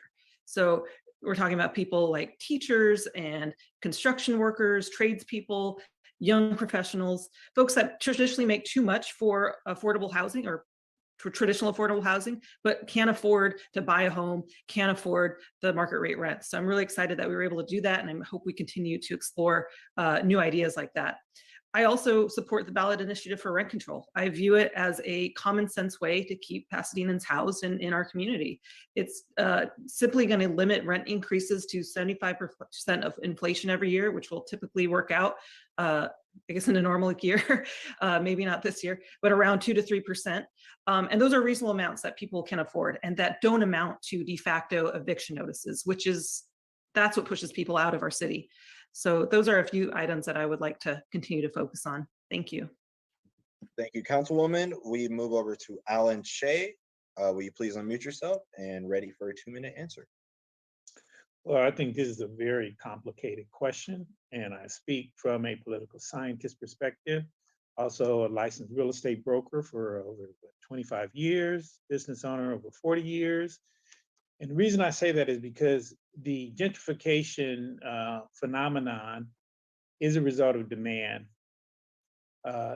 If the leaders in Pasadena cannot create some kind of equitable sustainability for African Americans or minorities, that's just going to be a natural evolution. And I'm sorry to say. And I say this because that was one of the reasons I became a commissioner for 4 terms in the Northwest, was to try and stabilize that and to test it, to go through recessionary cycles to see how people can retain their homes. And I had to negotiate with a lot of lenders for people to keep their homes and do a lot of begging for folks not to sell their homes so they can stay a part of the community. But even with all of those efforts that helped to sustain, we still lost a lot. And that comes because we have to find a formula that works.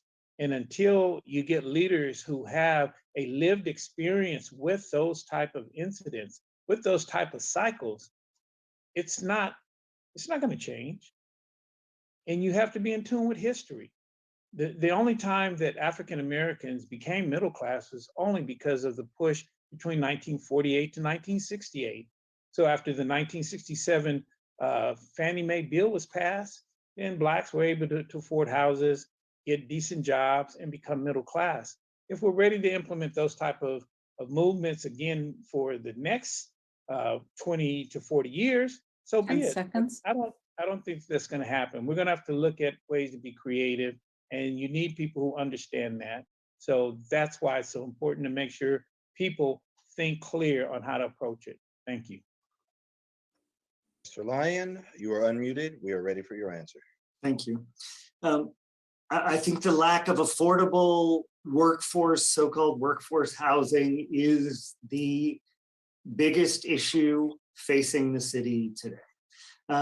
We are losing economic diversity by the day. And if we don't have economic diversity, we don't have workforce diversity. And eventually we can't be a thriving city if that happens.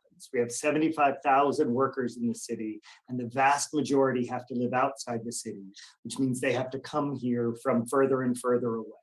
that has economic impacts, that has environmental impacts. And eventually it means that people are not going to want to work in the city if they can't get here easily. And we have to address it. I've been out knocking on doors for 8 months and talking to voters, and I can't tell you how many times people have said to me, oh, I wish I could vote for you. I'm moving out of the city. And not just renters, it's homeowners, it's condo owners, it's renters of apartments, renters of single family homes, can't afford to live in the city. We need to address it. The issue of gentrification is one that I have dealt with a lot as the vice chair of the Planning Commission, and one that we try to confront. We still very clearly see the lingering effects of redlining in this city. The red line is traceable across the city, and trying to offset those effects without creating neighborhoods that are ripe for people of greater means to come in and swoop up is a difficult balance, and one we try to take on all the time in our zoning. I will say that gentrification is the reason that I have so strongly opposed SB 9, which is the bill that allows a single family lot to be split into two and then a duplex built on each. It doesn't require any units to be affordable, and what we're going to see is neighborhoods getting bought up and converted to more expensive housing. Thanks. Mr. Shea, we are ready for your rebuttal if you would like to provide one. 1 minute. Yeah, absolutely. You know, again, housing, gentrification are difficult issues. Affordable housing issues are divided in so many different ways. I would get into it a lot with the housing department on how it really functions. If you're trying to create affordable housing for minorities, then, you know, in my opinion, there needs to be an assertive effort to make sure that's the intended purpose. If you're just trying to create affordable housing for the general public, that's another facet that should be focused in on. Without really zeroing in on a real campaign or strategy, you're going to lose in both ends, because even if affordable housing is created and it goes to people who are not Black and it goes to whites, then you're going to get the gentrification. If you want Blacks to stabilize themselves, there's got to be a mechanism in place. That's time. Thank you. Mr. Lyon, would you like a rebuttal? I would, thank you. I don't think we're going to get to affordable, to the number of affordable units we need in this city without public investment in affordable housing. Right now, our system of 80% market rate with 20% affordable units is not making a dent in our need for workforce housing. So I think we need public investment at the federal, state, county, and city levels in affordable housing. And then we need to figure out where we're going to put housing. So that's along our transit corridors, where we can take more density, along our major thoroughfares. But for this city, I think the biggest answer is going to be in coming up with a comprehensive adaptive reuse ordinance, so that we can convert existing underutilized commercial space, retail space, institutional space, and industrial space 10 seconds. into housing that is affordable at every income level. Thank you. And I believe we are ready for the lightning round with Mr. Chapman. Great. So these are 30-second answers with no rebuttals. Do you support giving priority for moving into the 710 freeway, so-called stub land, to Blackening households, many of whom were pushed out of the area when the property was acquired by the state? First up, Mr. Lamar. Yes, I do. I do believe that it should be priority for them, for us, times 1,000. Thank you. Councilmember Kennedy. Absolutely. African Americans, Japanese Americans, and Latino Americans received the butt of what was called urban renewal, which was just really Negro removal, Latino removal, and Japanese American removal. We have 52 acres that are going to be reappropriated to the city of Pasadena. It presents an opportunity for this city to actually do justice, and we must do it. This is our opportunity to show the world that justice can be done 10 in seconds. the city of roses. Thank you. Thank you. Over to Council Member Rivas. Yes, absolutely. I know the city, we are already doing something similar with our affordable housing priorities, and we have a pilot program that prioritizes folks who have been pushed out. So I absolutely believe that same idea should apply to anything built in this area. Thank you. Thank you. Mr. Lyon. I do also support including anyone who is from a community that was historically disadvantaged by the 710 eminent domain action. That doesn't necessarily mean offering the existing units, which I understood you to ask, to anyone, because those units are going to need 10 a long seconds. conversation. They're historic units, but they are largely in great disrepair. Thank you. Mr. Shea. You want to repeat your question because I had a phone call come in while you were. Absolutely. Do you support giving priority for moving into the 710 Freeway Stub land to Black and Asian households, many of whom were pushed out of the area when the property was acquired by the state?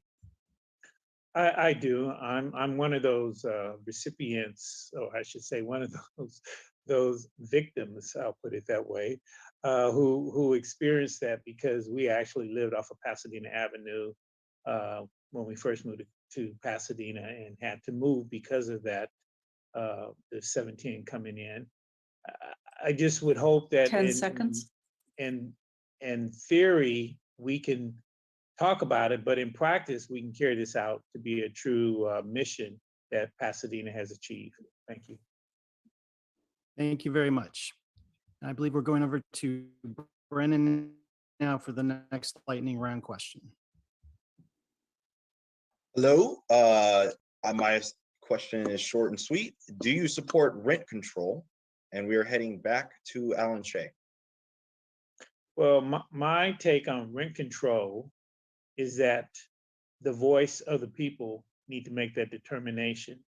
I say that because we've put forth a statewide rent control.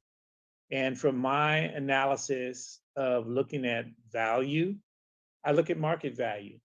And I also look at market value when we have a down system. 10 When we had seconds. the recession, we had lost 50% of the value and we reduced our rents down to that effect. I think renters need to understand that if that were to happen in reverse, they would still That's be time. stuck with their current contract. Thank you. Mr. Lyon, we are ready when you are. I do. I was a strong proponent of putting this measure on the ballot. I think reasonable minds can disagree about rent control. There's a fair amount of data that suggests that over time, it actually takes rents above market. But at this moment in time in Pasadena, I think what we need desperately is stability and predictability in rents. And until we come up with a system that works 10 better, seconds. and we have a proposal that actually provides for the needs also of housing providers, I think this is a reasonable solution at the moment. Mr. Lamar, over to you. Yes, I do support rent control, and I support rent control 100%. And until there's another solution that has been brought to the table, I think this is the only solution that we have right now in regards to rent control. I think that we have to have something to be able to keep our neighbors here, and this is the step that we have currently.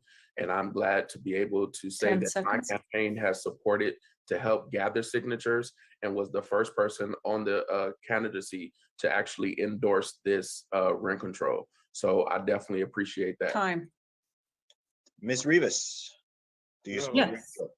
Yes, I've endorsed the rent control campaign, and I'm just proud to be an advocate for renters who make up the majority of District 5 residents and the majority of our city. Mr. Kennedy, do you support rent control? No, I do not support rent control. It's a well-intentioned bad idea. I do believe my initiative to build 3,000 affordable units with 15% of those dedicated to the extremely low income will have a better impact than rent control. Rent control reduces construction of new supply and discourages investment, and that's not something that we want to do. It 10 seconds. discourages in reinvestment, maintenance of supply, but limiting return for owners, thereby damaging housing conditions. We can do better. That's time. I will send it back to Mr. Chapman for the next lightning round question. Thank you. Should affordable housing be allowed and encouraged on church property? First up, Mr. Lamar. Yes, I do think so. As we've seen, and especially after COVID, we don't see the same amount of people going to churches. We don't see the same amount of people using buildings, commercial buildings. And so my answer is yes. I think that it should definitely be used for unhoused or unused church locations. Thank you. Councilmember Kennedy. This is part of the Great Commission. We have an opportunity to be a part of the Great Commission by allowing church and other ecumenical lands be used to build affordable housing. Absolutely, the whole community of Pasadena needs to get behind this effort. Period. Thank you. Councilmember Rivas. Yes, absolutely, absolutely. And I was grateful to see that this passed through the Planning Commission a week or two ago and will be up at the council, I believe, on May 23rd. So I'm very eager for this to come before the council. Thank you. Mr. Lyon. Yes, we have been working for 2 years in the Planning Commission to come up with a sound, workable, and viable plan to create housing on religious institution lands. And hopefully it's a program that we can, a model that we can expand to institutional lands like colleges in the near 10 future. seconds. I will say with the religious lands, there is an important First Amendment consideration that we got to make sure that these facilities remain manageable. And we came up with a solution for that as well. Thank you. And Mr. Shea. Well, my 4 terms as Commissioner of Northwest to try and empower a means in which affordable housing can be created for those residents in Northwest. If we're talking in general to the city of Pasadena, we're adding another dimension to it. And if we're talking about people of color, 10 seconds. Another challenge. When it comes to what are we going to do and how we're going to do it, I think we need more specifics because these things are just being thrown out and not really clarified. Thank you. Thank you. And back over to Mr. Dixon. Thank you, Justin. My question for Mr. Shea first is, how can Pasadena do its part, combat climate change and conserve water? Well, I think we're moving forward with that in that direction. We've reduced our watering down to 2 days a week now. I see a lot of people in District 7, especially when I'm out walking every day, walking and bicycling. So those are the first steps. If we start looking at where we're going to be in 2025 with electric cars, that's going to mitigate the emission from our engine vehicles. So we're working toward it. Mr. Lyon, how can Pasadena do its part to combat climate change and conserve water? So this is a major component of my campaign and a thing I really care about in the city. The first thing is that we need to step up the timeline to getting to a majority renewables portfolio. We're on track to do that by 2030 now. I think we can do that as much as 4 years sooner without a great cost to the city.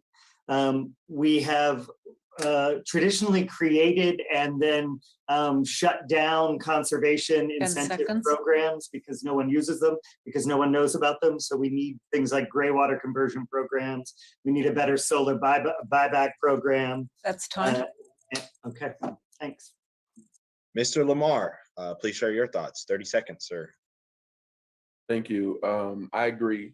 I do think we need to promote and expand our conservation programs. I think that we need to expand our food recycling programs to not just homeowners, but we have to find a way to expand them to also apartment and multifamily units as well. And then I also think that we definitely have to build more charging areas.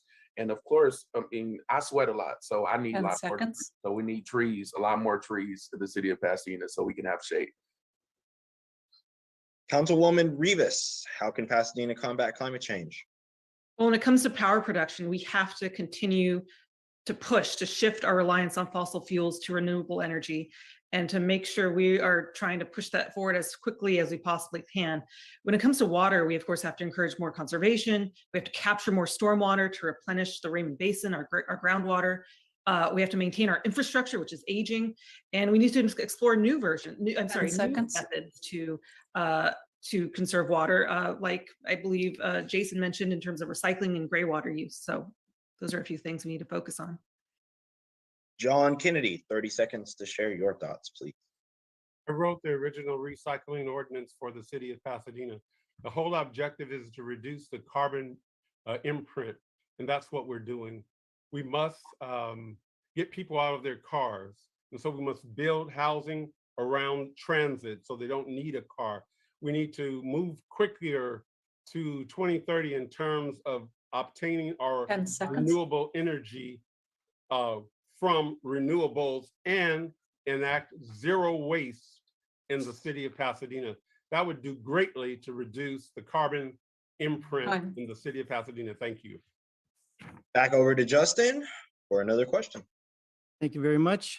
Did the city drop the ball in the way it handled Cheryl Moody and Jason Clausen serving as interim police chiefs? First up, Mr. Lamar. You guys would do this to me.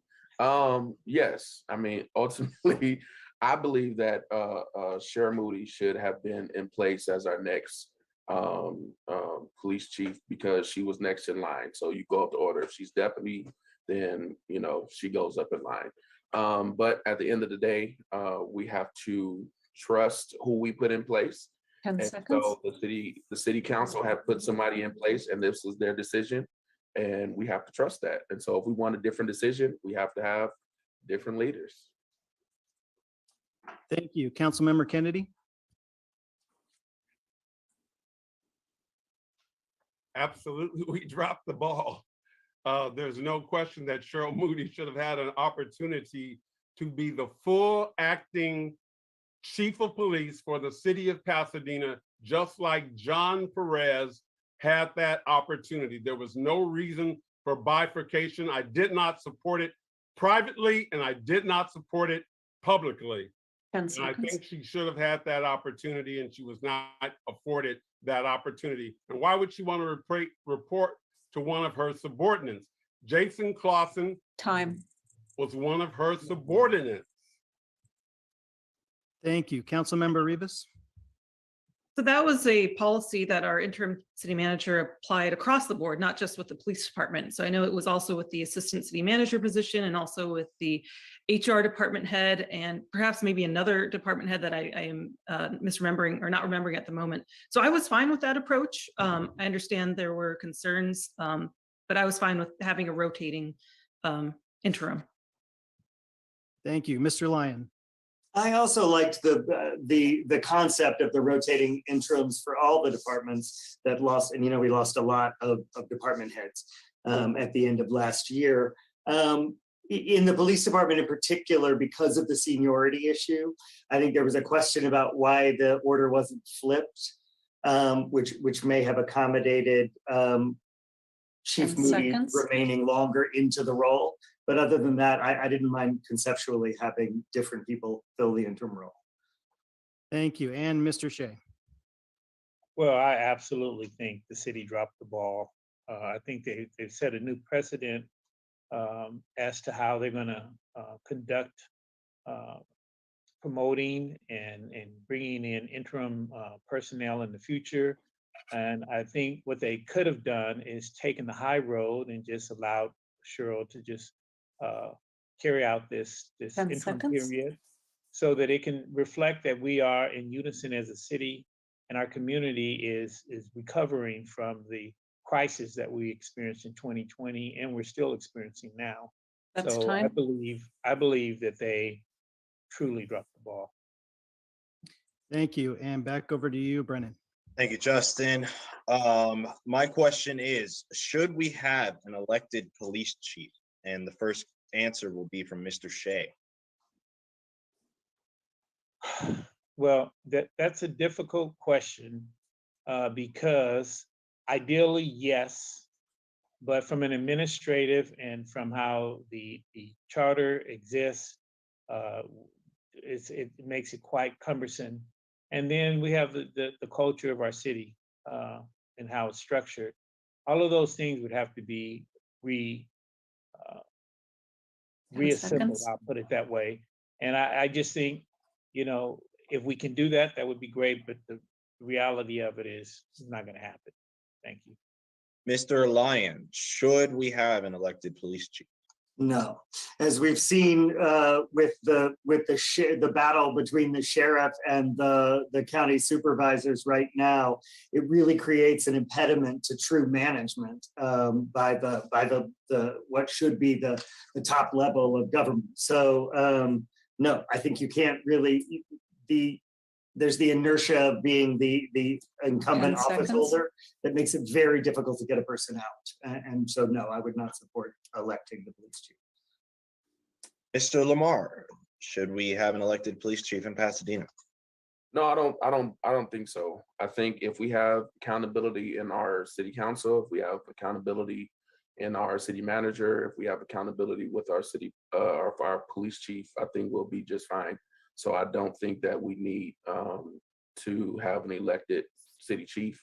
I think that we have to do a better job at holding each other accountable. 10 seconds. It's self-accountable and also city accountable. Thank you. Jess Rivas, should Pasadena have an elected police chief?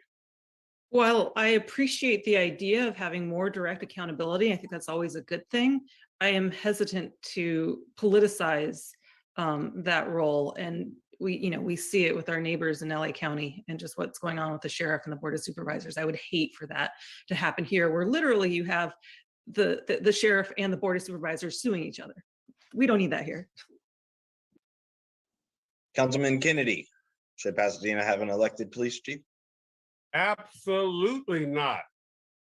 We cannot politicize policing in Pasadena. What we can do is make sure that we have the right city manager who has the right skills and experience and appreciation of the community to make the right selection of our next police chief. Simple. Thank you. Over to Justin for another great question. Thank you. In the wake of the economic impact of the pandemic, how can Pasadena afford to pay for such high-profile, however extremely expensive, projects such as easing the Rose Bowl's debt and restoring the Central Library? What are your ideas? Be specific. Mr. Lamar, you're up first. So for me, I think that we have to do what we have to do to in order to help the Rose Bowl out. I'm glad that we're not in that position anymore, but I think that we should have spent more money on mental health services for our families in Pasadena. I think that we also should have spent more money to help families in Pasadena to sustain them and to help keep them sustained throughout this process. And then, I think, there's so much more that we should have done, but we just didn't do. Thank you. Councilmember Kennedy. For the Rose Bowl, we have to rethink how we garner the revenue to pay off those $200 million bonds, and we must re-envision the whole Rose Bowl operation, all of that corridor. And then as it relates to the Central Library, something that could cost over $100 million, we must look at it as our Notre Dame and invite the billionaires that exist in the city of Pasadena to participate in helping us finding the resources to do the retrofit on our Central Library, an extraordinary asset. Thank you. Councilmember Rivas. Yeah, for the city as a public entity, getting our finances in order while recovering from COVID and dealing with these two challenges, this is our biggest hurdle. So as it comes to the Rose Bowl, I agree with Councilmember Kennedy. We really have to be open to as much as possible to address that huge shortfall that we're seeing. And so that's going to be coming before the council, I believe, also this month. As for the library, 10 seconds. I know we're considering, bringing it to the voters to increase to a small amount our taxes so that we can all chip in and pay for it that way. And so we need to get voters' input on that. Thank you. Mr. Lyon. on the Rose Bowl, the Rose Bowl debt is the city's debt. So it's not as if we can opt not to pay it. We have to pay it. So I think we need to have a really frank public conversation about what we're doing with the Rose Bowl. And I don't think we do our city any favors when we deliver the message from the city that it's fine, it's all good, we're good. Which is the message we keep getting out of City Hall. On the library, I was glad to see that the contract requires a second opinion. We've not yet gotten a second opinion on the engineering and whether even all of that repair is necessary. And part of the program is re-envisioning what a library can be if we're going to rebuild it. Thank you. And Mr. Shea. Well, I believe I've had conversations with former city manager on this very issue and the department heads on our finances of the Rose Bowl improvement as well as our current debts. And I believe that there are funding sources out there that could retire a lot of that debt if the city is receptive to entertaining the new concepts or new opportunities that are out there. If they continue to rely on what we had in the past, then we're going to be struggling with this debt. Thank you. Thank you very much. And back over to Brennan. Hello, guys. Final lightning round question. Do you support creating a tiny home village in Pasadena to provide short-term housing for people experiencing homeless? We'll send it to Brenda Lamar first. My answer is yes. Not only that, but I've helped place people in tiny homes in San Fernando Valley. And so I know that it works and I know that it's possible for it to happen. I think that this is a solution to help our homeless population. Not only that, but I think that we should build temporary housing through repurposed motels as well that we have throughout our city. 10 seconds. That as well. So I think there's a lot of things that we could do and that we need to do, and we need to do it now. Mr. Kennedy, please unmute yourself and provide your answer. We need a multidisciplinary approach, and we need the community to weigh in specifically as it relates to tiny homes. But I'm offering an opportunity for us to end homelessness in Pasadena when you take that 15% of the 3,000 units that will be built and dedicate those to the extremely low income. Only in my district are we building housing for the formerly senior homeless at the corner of Orange Grove and Fair Oaks, where you formerly saw the Church's Chicken. That's in my district. I have to advocate for that, and it's being done. Councilwoman Rivas, do you support a tiny home village in Pasadena? I do, especially because the pandemic really shined a light on the limitations of our emergency shelter situation. So we typically contract with Friends Indeed to provide a bad weather shelter. With COVID, we couldn't do that. So we had to rely on motel vouchers, which are not ideal for a whole number of reasons. And so we just didn't have any other options. And so I think tiny homes can fill that gap. And so I'm eager to see that come before the council soon.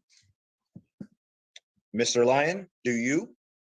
There is no question that we need transitional housing in this city. We really don't have a viable mechanism for transitional housing. For me, I would rather, at the moment, focus on making our existing motel conversion ordinance work, because it doesn't work. It's never been used. And then we need a really brave and patient public conversation around other mechanisms. I think we rush into things and we then end up backing down when the public opposes them. And Mr. Shea, final answer of the lightning round, please. Well, I believe that we need some type of transitional housing for the homeless. I don't know if the tiny housing concept is going to be feasible, especially as it evolves. I think we should focus in on something that's going to create a sustainable model so we can learn how to eradicate the homelessness while living in a good quality, while being in an environment that's giving them hope and guidance and the type of care, whether it's mental or physical, that will give them a quality of life. Thank you. Thank you, candidates. Mr. Gordon, please take over. Don't make me take over. Please, I'm begging you. Thank you. And you know, we were getting close to a little after 8 o'clock. We want to respect everybody's time. There's just one more question and then we'll close out. This is the last call.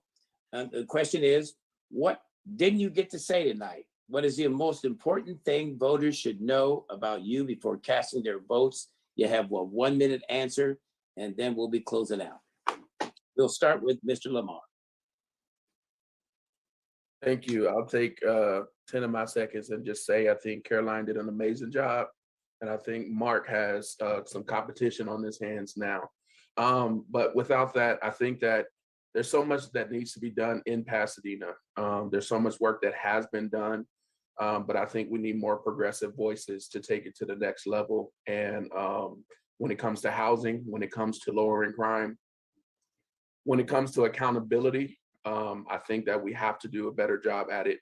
You know, it saddens me that some people, and you know, it's all of our right, it's democracy, that some people don't really support rent control, even though that 62% of renters are of Pasadena. And there's not one person that I can say that I know of, if I'm wrong, then correct me, that is an actual renter on city council. And I think that we need that voice on city council 10 of people seconds. that can support this community. So thank you so much. I hope I can earn your vote. I hope I have earned your vote. And I hope to see you in city council chambers. Mr. Kennedy.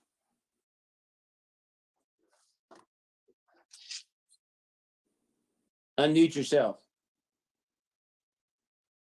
Thank you for listening to us this evening. As I seek re-election, I'm honored to be endorsed by Congressmember Judy Chu, Assemblymember Chris Holden, Supervisor Catherine Barger, 4 of my colleagues, including Ms. Rivas on the City Council, the Council Federation of Labor, BizFed, PAC, LA League of Conservation Voters, the Southern California Armenian Democrats, ACT, the Arroyo Democratic Club, and the Star-News, one of the conveners of tonight's event, LA Sentinel newspaper, and the Police Officers Association. I believe I've earned the support because of my results, experience, leadership, just keeping it real. Yes, we have accomplished a lot, but we have more to do. There's only one candidate in District 3 equipped to do the job, and that is why I want to continue my work on the City Council on your behalf to take this city even to higher heights. Working together, we build one Pasadena. Thank you. Ms. Rivas. Over the last year, I've been really honored to represent my district, and I've been able to be one of the most progressive voices on the council, and that's exactly what I'm going to continue to do. And so I look forward to earning the votes this time. I was honored to earn the votes of my colleagues to be appointed to the council, and I look forward to earning the votes of all my neighbors throughout District 5.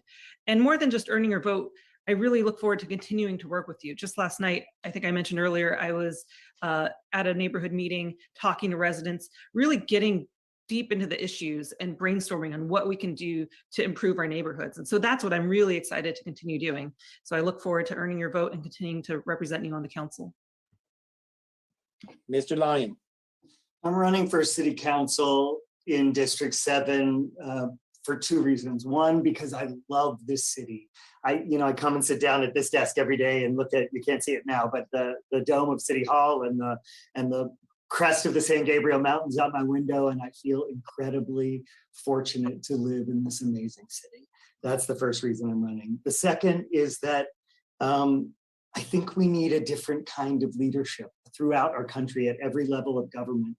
We have lost a spirit of servant leadership in government where someone steps up to be of service to their community for a finite period of time and then steps aside. And I'm stepping up to offer my service around some issues that I think I can help with. And I have some specific, very specific proposals about how to make a difference in our city and improve our city for everyone. Those are on my website at jasonlyon4pasadena.com. And I would be honored to have your vote. Thank you. Mr. Shea. Well, with all due respect to the organizers of tonight, I thank you for this platform. And I would say to the voters in District 7, I absolutely love Pasadena. I love our district. I have served the district for over 35 years. And what I know that I bring to the table is true lived experience so that your voice is heard every Monday. And I can assure you, with your vote, you will not get anyone who can advocate your interests as I can. And I know that because this is what I've done since the age of 7. And this has always been my life dream, is to serve the residents of Pasadena, starting with the residents in District 7, which we needed. We need to restore South Lake Business District. We need to restore our East District over by Allen in Colorado. That's time. We need to make sure that public safety is #1 because of all of the crimes that have taken place that a lot of people don't even know. And I That's learned time. of this in my walk every day. Thank you. Thank you, Alan. Thank you, Alan. Listen, our time is actually run out. We did pretty well. To keep on track, we're about 13 minutes over. I'd like to thank all the candidates for being here tonight. I have to tell you that I've done these quite a few times. This was a very good event. I wish you could all be on the council. We need this kind of leadership. We need this kind of well thought out answers, and I really enjoyed it and appreciate it. I want to thank the Star-News. I want to thank our panelists today, and also Caroline. You did do a wonderful job of making sure that we stayed on track. I'm sorry this had to end. We have some more questions I'd love to hear y'all answer, but you did a great job tonight, and thank you so much for participating in this event. Good night, all. Thank you all. Have a good night. Thank you, everybody, for watching. Thank you, guys. Good night. Sincere thanks, everybody. It was a wonderful evening. Terrific. The city's lucky to have all of you running. They left us, Tom. They couldn't wait to get out of here. Well, that was Martin and everybody. Great job. Everybody was terrific. I did not think there was a one wasted minute in that. Everybody really gave thoughtful answers and addressed the issues and stayed on point. So terrific job, everyone. Tom, we stayed on track, and look, we're at 8:14, but that was packed full. That was packed full of information.